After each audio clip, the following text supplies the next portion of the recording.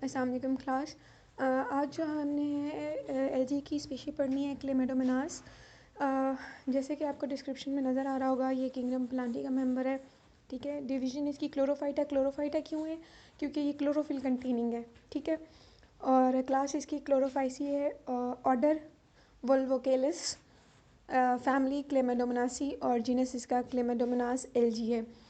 क्योंकि मैं आपको स्टार्टिंग में बता चुकी हूँ कि एक एलजी है। ये इतनी इंपॉर्टेंट डिस्कशन नहीं थी, लेकिन आपको फिर भी पता होना चाहिए कि किस किस जगह से बिलोंग करता है, किस तरह इसकी किंगडम क्या है, डिवीज़न, ये सारी चीज़ें आपको पता होनी चाहिए। अकरेंस के बारे में बात करते हैं। जैसे कि आपको नज़र आ रहा है स्क्रीन पर, क्लेमेडोमोनास की 150 स्पीशीज़ हैं जो अभी तक नोन हैं, जिनके बारे में जान चुके हैं हम लोग। ठीक है, ये यूनिसेलुलर वोल्वोकेलिसिस हैं। ठीक है, यूनिसेलुलर का मतलब आपको पहले से पता होगा कि यूनिसेलुलर का मतलब क्या है, जिसमें सिंगल सेल हो। मल्टी और यूनिसेलुलर का डिफरेंस आप लोगों ने इंटरमीडिएट लेवल पे भी पढ़ा हुआ है। मल्टी सेलुलर जो कि जिनके अंदर मल्टीपल सेल्स हो, जैसे कि हम मल्टी सेलुलर ऑर्गेनिजम्स हैं। यूनिसेलुलर वो होते हैं जिसमें सिंगल सेल होता है। ठीक है, और ये क्या है, बेसिकली एक एलजी है जो कि आपके पास वाटर पॉन्ड्स में प्रेजेंट होता है। आपने देखा होगा पॉन्ड्स के ऊपर अक्सर किसी जगह पे अगर आप कभी ट्रैवल किए हों तो आपने नोटिस किया होगा, बारिशों के मौसम में अक्सर ये चीज़ नोटिस करने को मिलती है कि अक्सर पानी के ऊपर ना एक ग्रीन कलर की तह जमी होती है। वो जो ग्रीन कलर की तह होती है, इसको हम कहते हैं एलजी। ठीक है, तो ये भी इस तरह पॉन्ड्स में, पूल्स में, डिचेस में, या उस एरिया में जहाँ पे सॉइल गीली सॉइल प्रेजेंट होती है, यानी जो जहाँ पे जो सॉइल होती है उसमें नमी प्रेजेंट होती है, उस जगह पे ये ग्रो करते हैं। इससे ये चीज़ साबित होती है कि इनको वाटर चाहिए होता है अपनी ग्रोथ के लिए। ठीक है, ग्रो करने के लिए या अपनी जो एक्टिविटीज़ हैं उनको कैरी आउट करने के लिए इनको वाटर की रिक्वायरमेंट होती है। ज़्यादातर ये कहाँ पे पाई जाती है? वो वाले वाटर एरिया में जहाँ पे अमोनियम जो कंटेंट होता है वो बहुत ज़्यादा रिच होता है। यानी कि इससे ना अमोनियम कंटेंट आपने देखा होगा, ये जो वेस्ट प्रोडक्ट होता है एनिमल्स का, ठीक है, जिसको आप गोबर टाइप्स बोलते हैं। ठीक है, या सिर्फ उन एनिमल्स की बात नहीं करते, जो ह्यूमन बींग्स हैं उनका जो वेस्ट प्रोडक्ट्स है। ठीक है, जितने भी एनिमल्स हैं, ठीक है, उसमें ह्यूमन बींग्स भी आ जाते हैं, सारे एनिमल्स आ जाते हैं। इन तमाम लोगों का जो वेस्ट प्रोडक्ट होता है उसमें अमोनियम जो होता है ये बहुत ज़्यादा होता है। अमोनिया कंटेंट बहुत ज़्यादा होता है, नाइट्रोजन कंटेंट बहुत ज़्यादा होता है। तो क्लेमेडोमोनास इन एरियाज पे बड़ी इजीली ग्रो कर सकते हैं। क्यों? क्योंकि इन्हें अमोनियम चाहिए होता है। इसका जो कलर है ये वाटर का क्या कर देते हैं, टर्बिड, मतलब थोड़ा सा जैसे कि आप क्लियर, एक तो क्लियर वाटर होता है ना, एक थोड़ा सा धुंधला किस्म का जिसको हम कहते हैं, उस तरह का। और ये किन वाटर्स में ग्रो करते हैं? जो स्टेगनेंट होते हैं, यानी जो कि रुका हुआ पानी होता है, जिसमें फ़्लो होता है। आपको पता है वो फ्रेशन अप हो रहा होता है टाइम टू टाइम, जैसे वो पानी गया, दूसरा पीछे से लहर आ रही है, तो वो पानी फ्रेशन अप हो रहा होता है। ये वहाँ पे ग्रो करते हैं जो कि पानी एक जगह पे रुका हुआ होता है। हमने अक्सर ये बारिश के बाद, मैंने अभी पहले भी डिस्कस किया है, बारिश के बाद ये कंडीशन डेवलप होती है कि अक्सर थोड़ी थोड़ी जगह पे ना आपको पानी खड़ा हुआ मिलेगा, और उन्हीं ही पानी, अगर वही पानी थोड़े ज़्यादा टाइम के लिए हो, जैसे कि अगर आप ये लाला मूसा वाली साइड पे देख लेना, यहाँ पे बारिश का पानी जो ना वो अक्सर खड़ा रह जाता है। तो इस एरियाज़ में क्या करते हैं, क्लेमेडोमोनास यानी एल्गीज आपके ग्रो करते हैं। ठीक है, कुछ जो इनकी स्पीशीज़ हैं वो सलाइन वाटर में भी ग्रो कर जाती हैं आपके पास। इनमें आपके पास जो कि सलाइन का क्या मतलब होता है, जो सॉल्टी कंडीशंस होती हैं, यानी जिसमें सॉल्ट कंटेंट ज़्यादा होता है। ठीक है, यानी कि आपने देखा होगा कि जो आपके जो सी है उनमें जो सी वाटर होता है वो उसमें बहुत ज़्यादा नमकीन होता है। क्यों होता है? उसमें सॉल्ट्स कंसनट्रेशन ज़्यादा होती हैं, तो ये ऐसे कंडीशंस में ग्रो करते हैं। इसमें जो आपके पास एक स्पीशी है जो कि इस तरह की कंडीशन में ग्रो करती है, उसको हम कहते हैं इनलेमेडोमोनास। ठीक है, इनलेमेडोमोनास, ये जो स्पीशी है ये सलाइन कंडीशंस में ग्रो करती है। अच्छा जी, ये टर्बिडिटी की हमने थोड़ी देर पहले बात की है। टर्बिडिटी आती है आपके पास, लेकिन जो टर्बिडिटी होती है ना, ये थोड़ा सा इस तरह की होती है कि हमने कहा था धुंधला पानी होता है, लेकिन किस तरह का धुंधला होता है, थोड़ा ग्रीनिश कलर आ रहा होता है। ठीक है, तो आप उस तरह इजीली उन चीज़ों को देख नहीं सकते जैसे कि आप क्लियर वाटर में से देख सकते हैं। तो क्लियर वाटर में आपको पता है, आपको हर चीज़ नज़र आ रही है, कौन सी चीज़ फ्लो कर रही है, किस तरह जा रही है। लेकिन जो टर्बिड ग्रीन कलर होता है उसमें चीज़ें ऑब्जर्व करना मुश्किल हो जाता है। अच्छा जी, फिर आपके पास इसमें एक ब्राइट रेड पिगमेंट होता है कुछ स्पीशीज़ में, ठीक है, जो कि स्पेशली इनके जो रेस्टिंग स्टेजेस होते हैं उनमें होता है। इसमें इस तरह की जो स्पीशीज़ होती है ना, वो पूल्स को अक्सर रेड कलर दे देती हैं, मतलब जिन पूल्स में वो ग्रो कर रही होती हैं उनको रेडिश कलर प्रोवाइड कर रही होती है, मतलब वो रेडिश कलर हो जाता है। जैसे मैंने थोड़ी देर पहले बात की है, जो टर्बिडिटी आती है वो उसमें वो ग्रीन कलर दे रहा होता है वाटर जो है। इस तरह अगर ये वाली स्पीशीज़ ग्रो करती हैं तो वो पूल्स को रेड कलर देते हैं।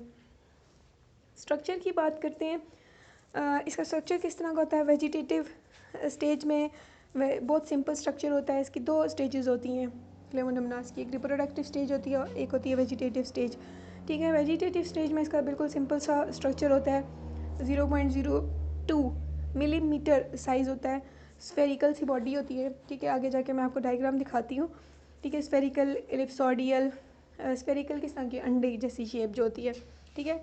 सब सिलिंड्रिकल या पायरीफोम, ये जो सारी शेप्स हैं ये हम ये जो अंडे जैसी शेप होती है इसको कहते हैं। इस तरह की शेप में पाया जाता है।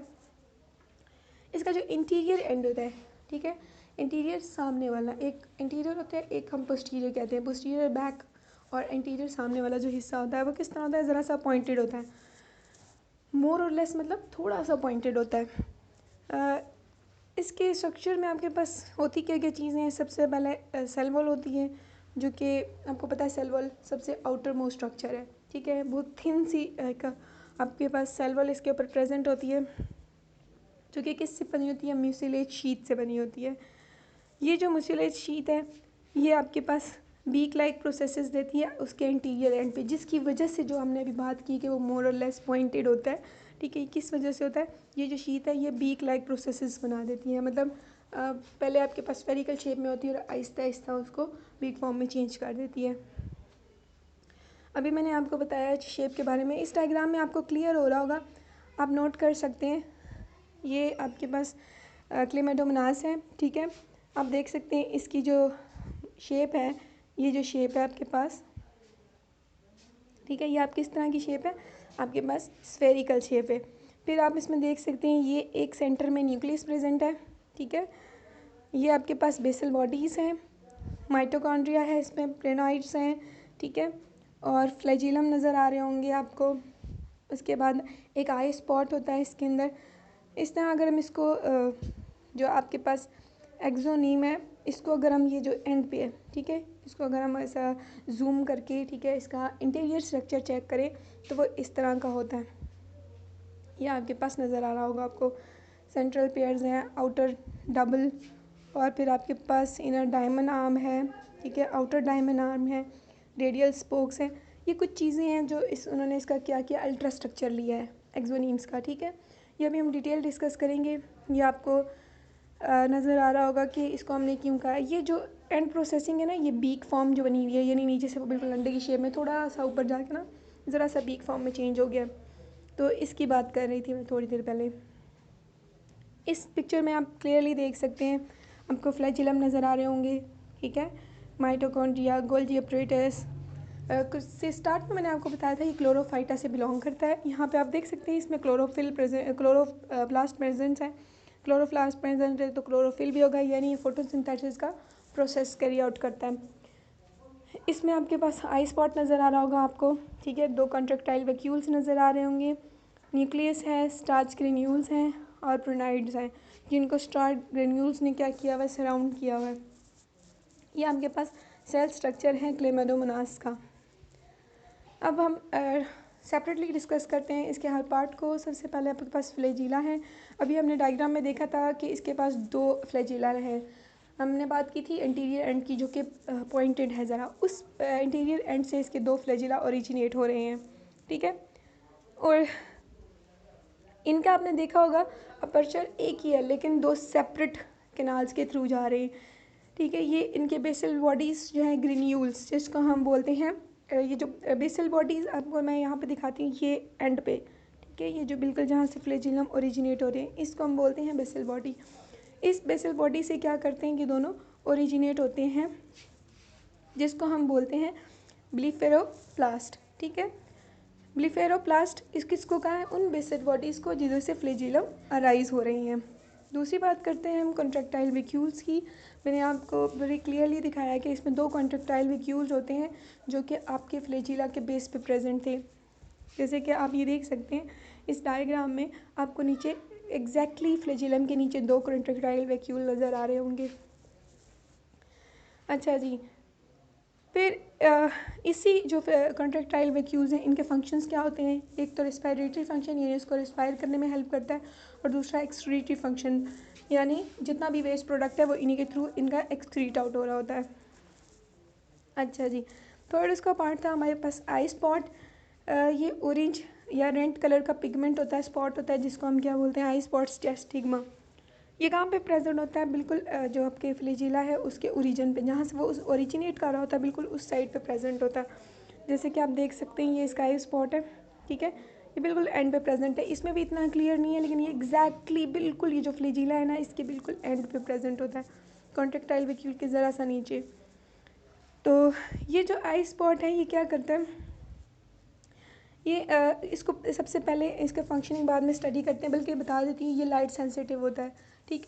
मतलब लाइट सेंसिटिव कैसे होता है कि ये जब जिस साइड से जो आपके क्लेमोडोमोनास पे लाइट पड़ रही होती है, ठीक है, ये उससे सेंसिटिविटी शो करता है, और जिसकी वजह से इसकी मूवमेंट में इसको हेल्प आउट मिलता है, क्लेमोडोमोनास को उसकी मूवमेंट में हेल्प आउट करता है, ठीक है। फिर ये जो एक स्मॉल सी जो थिन सी सेल वॉल से इसको क्या किया होता है? कवर अप किया होता है। अच्छा जी, ये जो आई स्पॉट्स हैं इनके नंबर जो है ना के पास वेरी कर सकता है। ये 1 भी हो सकते हैं, 2 भी हो सकते हैं, और 3 तक भी जा सकते हैं, ठीक है। और इसी वजह से जैसे इसका नंबर वेरी करेगा उस हिसाब से इनकी सेंसिटिविटी टूवर्ड्स द लाइट भी वेरी करेगी। मतलब सेपरेट सेंसिटिविटी हो सकती है। इसके पास 1 है उसकी सेंसिटिविटी थोड़ी कम होगी, जिसके पास 2 है उनकी सेंसिटिविटी थोड़ी ज़्यादा होगी, और जिनके पास 3 है उनकी सेंसिटिविटी थोड़ी और ज़्यादा होगी, ठीक है। ये सेंसिटिविटी वेरी करती है नंबर ऑफ़ आई स्पॉट्स के साथ।